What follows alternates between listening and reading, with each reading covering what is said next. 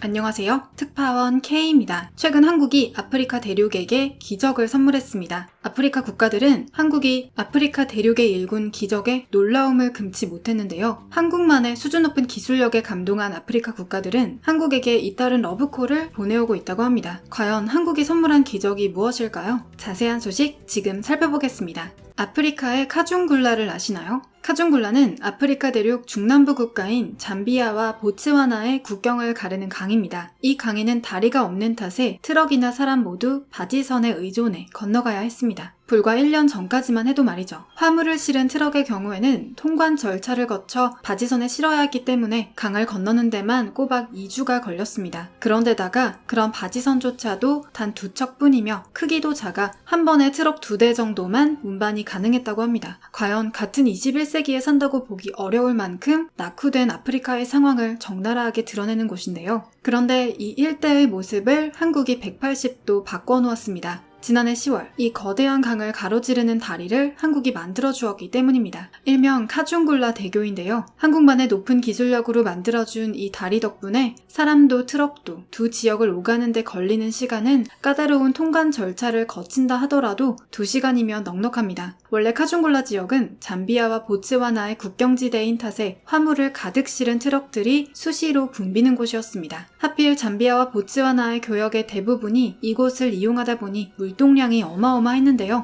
한국이 카중굴라 대교를 지어주기 전까지만 해도 이곳의 상황은 꽤나 심각했습니다. 마치 피난 행렬을 방불케 했는데요. 선착장에는 강을 건너려는 트럭들이 1km 넘게 줄지어 기다려야 했습니다. 그마저도 바지선이 너무 작은 탓에 트럭 기사들은 바지선에 트럭을 싣기 위해서 일주일 정도를 선착장에서 대기하며 탑승 순서가 오기만을 바라고 있어야 했는데요. 이렇듯 다리가 없어 물량 운반이 지체된 탓에 잠비아와 보츠와나 양 국가의 불편함도 이루 말할 수 없었다고 합니다. 하지만 카중굴라 대교가 한국에 의해 완공된 이후 요즘 남부 아프리카 지역에서는 한국이 기적을 가져다 주었다는 말이 회자되고 있다는 것이 현지 업계의 전언입니다. 이때 카중굴라 대교 건설은 남부 아프리카 국가들에게 무려 40년에 걸친 수건 사업이었습니다. 아프리카 대륙에서 물류가 유통되기 위해서 반드시 거쳐야 하는 곳이 바로 카중굴라이기 때문입니다. 카중굴라는 앞서 언급해드렸던 잠비아와 보츠와나뿐만 아니라 짐바브웨, 나미비아 등 4개국이 함께 국경을 맞대고 있는 전략적 요충지입니다. 그러니 당연히 물류 유통의 측면에서도 활발하게 물류가 운반되고 교류되는 곳인데요. 이런 핵심적인 지역에 무려 40년간 다리가 없었던 것입니다. 결국 이 수건 사업을 해결하고자 국경을 맞댄 4개국 중 그나마 재정 여건이 괜찮은 보츠와나와 잠비아 두 국가가 비용을 절반씩 부담하기로 합의하면서 비로소 2014년 다리 건설 사업이 본격화됩니다. 그리고 이런 카중굴라 대교 사업권을 놓고 한중일이 치열하게 경쟁을 벌였습니다. 사실 누가 봐도 탐낼 만한 사업권이었죠. 워낙 규모가 큰 사업인데다 성공적으로 완공만 한다면 아프리카 대륙의 상징적인 다리가 될 것이 뻔했기 때문입니다. 이때까지만 해도 한국이 유리한 입장은 아니었습니다. 하지만 어떻게 쟁쟁한 일본과 중국을 제치고 당당히 한국이 수주권을 따내게 되었을까요? 우선 일본의 경우 한국과 달리 사업권을 따내기에 아주 유리한 입장이었습니다. 애초에 카중굴라 대교 사업이 일본 국제협회의 국제원조로 인해 시작되었기 때문입니다. 그렇기에 일본 국제협력단은 일본 기업에 유리하도록 특수공법 수행 실적을 입찰 참여 조건에 넣었습니다. 그러자 중국은 낮은 공사 금액을 내세워 공격적인 수주전에 나섰습니다. 결국 일본의 든든한 뒷백과 중국의 도내 전쟁에서 한국의 대우건설이 내세울 것은 오직 기술적 우월함 그리고 현지 공사를 해봤다는 경력과 노하우밖에 없었습니다. 대우건설은 1986년부터 1991년까지 보츠와나에서 했던 5건의 도로공사 실적을 통해 입증한 우수한 시공품질과 합리적인 공사비를 제안하며 일본과 중국에 유리했던 판을 크게 흔들어 놓기 시작했습니다. 일본은 입찰 조건만 믿고 공사비를 2억 달러를 넘게 제시해 가격 경쟁에서 밀려났고 중국은 500억 원 이상 낮은 금액을 제시했지만 중국이 그간 아프리카에서 했던 날림 공사들의 전적으로 인해 아프리카 국가들에게 신뢰도가 바닥난 상황이었습니다. 결국 아프리카 국가들은 한국의 기술력과 실력에 손을 들어주었고 대우건설이 공사비 1억 6,200만 달러, 하나로 약 1,890억 원의 수주에 성공했습니다. 당시 보츠와나 측 책임자는 가격이 저렴한 중국 대신 가격이 훨씬 비싼 한국을 택한 이유를 대놓고 설명하며 중국을 망신 주었는데요. 해당 책임자는 중국 기업이 만든 도로는 10년을 못 버티고 하자가 생기며 골칫거리가 되지만 대우건설이 만든 도로는 30년이 지나도록 멀쩡했다며 중요한 공사인 만큼 비싸더라도 품질에 대한 믿음이 있는 한국에게 맡길 수밖에 없었다고 설명한 바 있습니다. 이렇듯 아프리카 대륙 역사상 대대적인 프로젝트의 수주권을 따낸 한국은 불과 6년 만에 성공적으로 어마어마한 크기의 다리를 완공하며 기술적 우월함을 인정받았습니다. 카준골라 대교는 길이 923m, 폭 18.5m의 교량으로 남부아프리카 최대 프로젝트였습니다. 이때 아무리 대우건설이 세계적으로 인정받는 건설사라고 해도 완공까지의 과정이 순탄치만은 않았다고 합니다. 아프리카의 열악한 공사 환경 때문입니다. 공사 초기 현지 업체의 콘크리트 타설 강도가 기준에 못 미쳐 무려 1,500km나 떨어진 나미비아에서 시멘트를 조달해 와야만 했습니다. 또 아프리카 국가들 특성상 가뭄이 심할 때면 전기까지 끊겼습니다. 잠비아가 정전이 되면 어쩔 수 없이 관세를 내고 보츠와나에서 전기를 끌어다 써야 했죠. 하지만 대우건설은 이 같은 난관을 딛고 지난해 9월 발주처인 보츠와나와 잠비아 정부가 발급한 인수 확인서를 받아냈습니다. 이 과정에서 무죄의 1,000만 시간 달성 인증서도 함께 발급받으며 영광을 재현했는데요. 이때 대우건설은 한국의 우월한 기술력을 제대로 입증합니다. 카준골라 대교는 철도와 도로가 함께 지나는 복합 교량이어서 일반 교량에 비해 진동의 강도가 큰데 이런 사실을 염두에 둔 대우건설은 이 교량을 엑스트라도즈 교량으로 설계했기 때문입니다. 엑스트라도즈 교량은 교량의 교각 간격을 늘릴 수 있으면서 진동 제어에 유리하다는 평가를 받습니다. 대우건설 관계자는 아프리카의 열악한 환경과 코로나라는 악재 속에서 무죄의 1,000만 시간 달성과 함께 성공적으로 준공했다는 데 큰 의의가 있다며 2주일이나 걸리는 유통시간을 2시간으로 줄인 기적의 다리 카준골라 대교는 연속된 6개의 주탑이 뛰어난 외관을 뽐내는 등 아프리카의 랜드마크가 될 것이라고 인터뷰했습니다. 관계자의 발언대로 그간 중국이 독식했던 아프리카 시장에서 카준골라 대교 공사가 성공적으로 마무리되면서 한국 기업의 기회도 많아질 것으로 전망되고 있습니다. 이미 카준골라 대교의 성공적인 공사 과정을 지켜보던 잠비아와 콩고 민주공화국은 양국의 국경을 잇는 450억 원 규모의 교량 프로젝트를 대우건설에게 제안한 상태입니다. 이뿐만이 아닙니다. 앞서 대우건설은 지난해 5월 사업비가 무려 2조 원이 넘는 나이지리아의 LNG 트레인 7 사업을 원청으로 수주했습니다. 이 사업은 연간 약 800만 톤 규모의 LNG 생산 플랜트 및 부대 시설을 건설하는 역대급 대규모 사업인데요. 이 계약은 일부 글로벌 건설사들이 독식해온 LNG 액화 플랜트 건설 EPC 시장에 대우건설이 원청사 지위를 확보했다는 점에서 매우 의미가 크다고 할 수 있습니다. 이는 모두 한국 기업들이 오랜 기간 아프리카의 국가들과 교류하면서 주요 사업을 수행하는 과정에서 보여준 높은 기술력과 실력을 바탕으로 한 완성도 덕분입니다. 대우건설 관계자에 따르면 기회의 땅인 아프리카는 현재 인프라를 폭발적으로 늘려가고 있는 상황이며 그 인프라에 대한 수주를 한국에게 맡기고자 하는 러브콜이 계속해서 잇따르고 있다고 합니다. 결국 이번 카준골라 대교의 완공은 한국보다 실력은 낮으면서 콧대만 높은 일본이나 가격은 싸지만 실력이 형편없는 중국은 정직하게 기술과 실력을 쌓아가고 있는 한국을 따라올 수 없다는 사실이 여실히 드러난 사례라고 할 수 있겠습니다. 그럼 오늘 준비한 소식을 마치겠습니다. 시청해주신 여러분 감사합니다.